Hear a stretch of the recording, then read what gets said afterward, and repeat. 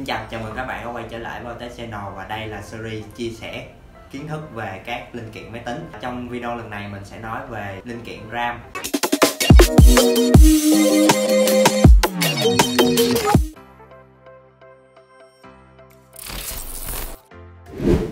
Vậy thì RAM là gì? Có thể nói RAM là một bộ nhớ trung gian cho các cái thành phần khác như là CPU và GPU của máy tính, có thể truy xuất dữ liệu và sử dụng chúng ha. Cái tốc độ truy xuất của RAM là cực nhanh, cho nên là việc mà trang bị RAM trên máy tính là hoàn toàn bắt buộc. Và nếu dung lượng RAM càng lớn thì máy tính của bạn có thể mở được nhiều ứng dụng một lúc và hoạt động chúng mượt mà hơn. Và vì RAM là một bộ nhớ nên câu hỏi đặt ra là nó có khác gì với ổ cứng hay không? Đó là khi mà bạn ngừng cấp nguồn cho RAM, tức là khi mà bạn tắt máy á, thì các cái dữ liệu lưu trên RAM nó sẽ tự động mất đi, nó sẽ bị xóa đi. Và khi mà các bạn khởi động máy lại thì RAM sẽ lại bắt đầu nạp dữ liệu từ ổ cứng và để cho các thành phần khác như CPU có thể truy xuất và xử lý ha.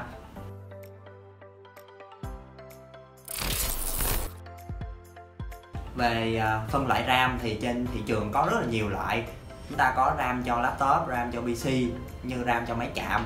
Thì với cái loại mà RAM cho máy chạm á, thì nó là một cái loại riêng biệt, không thể sử dụng được cho PC ha.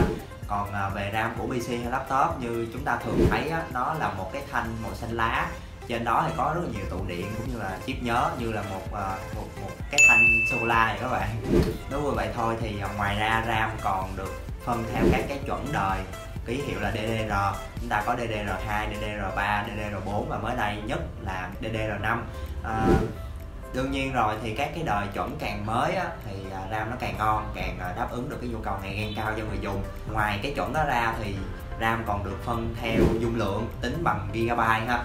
Và trên tay mình đây là chiếc RAM Ballistic Sport dung lượng 8GB.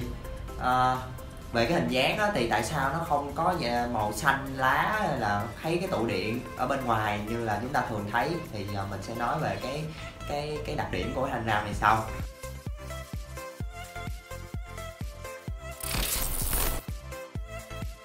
Và sẵn tiện nói luôn về các thông số của RAM thì mình sẽ chia sẻ những cái thông số nào mà bạn cần chú ý khi đi mua RAM ha. Rất là ít người khi đi mua RAM để ý cái điều này, bởi vì khi mà bạn cần mua một cái thanh RAM 8GB á, thì không phải cái cây nào nó cũng như cây nào nha các bạn.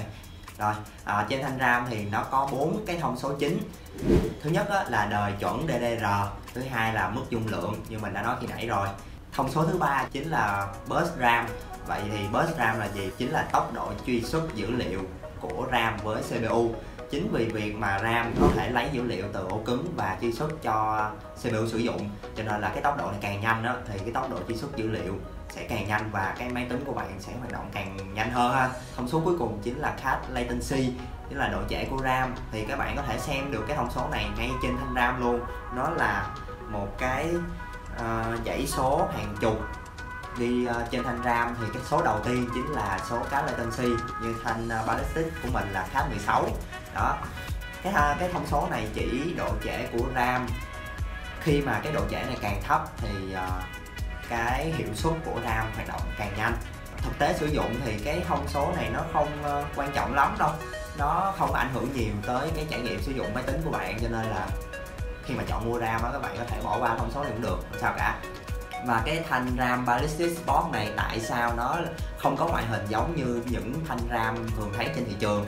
Bởi vì nó được bọc bên ngoài một lớp vỏ tản nhiệt. Thì cái lớp vỏ tản nhiệt này nó có hai công dụng lận. Thứ nhất để làm đẹp ha. Như các bạn thấy thì cái thanh RAM Ballistic này nó rất là ngầu đúng không?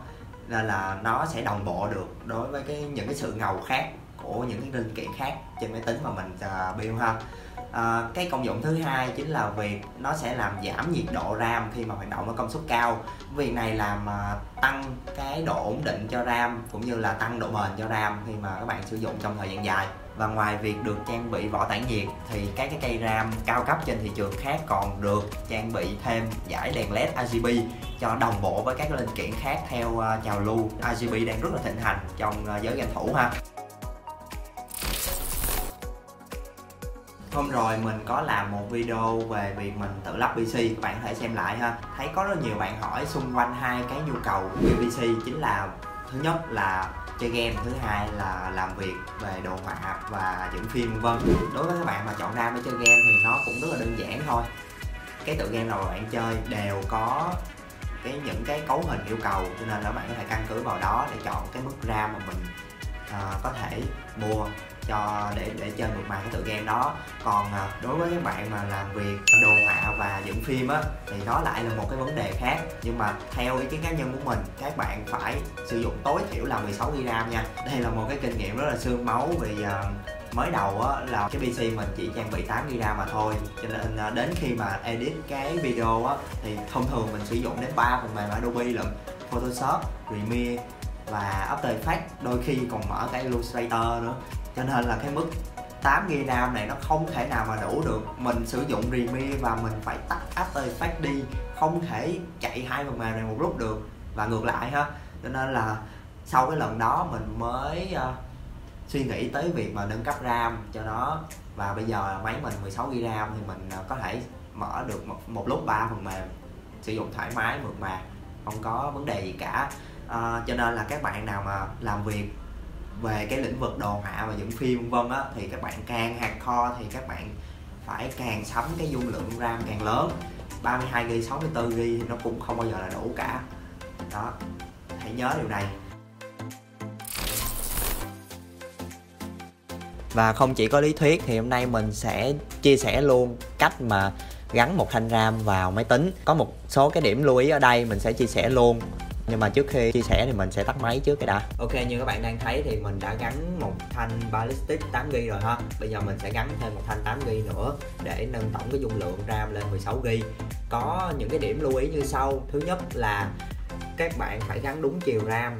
Nếu mà các bạn gắn sai chiều RAM và chúng ta cố tình ấn vào thì nó sẽ gãy cái mạch tiếp xúc trên thanh RAM, và khi đó thì hãng sẽ từ chối bảo hành và chúng ta phải mua một thanh khác thôi. Điểm lưu ý thứ hai chính là việc kích hoạt chế độ Dual Mode. Khi mà các bạn sử dụng gắn hai thanh RAM á, thì các bạn phải gắn trên khe thứ nhất và khe thứ ba, hoặc là khe thứ hai hoặc khe thứ tư, chứ không phải gắn trên khe thứ nhất và khe thứ hai nha. Khi mà hai thanh RAM làm việc ở chế độ Dual Channel á thì nó sẽ tương tác với nhau mượt mà hơn và hoạt động ổn định hơn. Còn mà khi mà chúng ta gắn hai khe kế bên nhau thì nó chỉ kích hoạt chế độ Single Channel mà thôi. Tất nhiên là nó sẽ hoạt động nhưng mà nó không tối ưu bằng Dual Channel ha. Như vậy là mình đã chia sẻ xong về những cái kiến thức mà mình biết về RAM. Hy vọng là sẽ giúp được các bạn đang có ý định mà tự BBC có thể chọn được cái RAM mà mình ưng ý. Xin cảm ơn các bạn đã theo dõi video. Hẹn gặp lại các bạn trong các video lần sau. Xin chào.